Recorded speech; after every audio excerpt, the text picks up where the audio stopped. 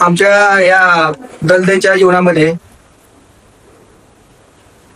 रासायनिक खताचा जास्त वापर केल्यामुळे आरोग्याला धोका होत होता.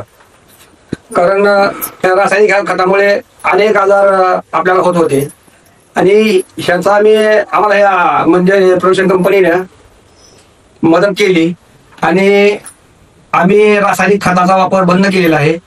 आम्ही सध्या सेंद्रिय सेंद्रिय शेती करत आहे आणि सेंद्रिय शेती केल्यानंतर आम्हाला कष्ट थोडे जास्त होत आहेत, परंतु फायदा 75% जास्त फायदा होत आहे. फायदा होण्याचं कारण म्हणजे सेंद्रिय शेती कसं आहे, जे काय पालापाचोळा जे आपलं वेस्ट जे साहित्य होतं त्याच्या ते वेस्ट साहित्य आपण काय करत होतो, आम्ही पहिलं काय करायचं, ते गोळा करायचं आणि पेटवून द्यायचं.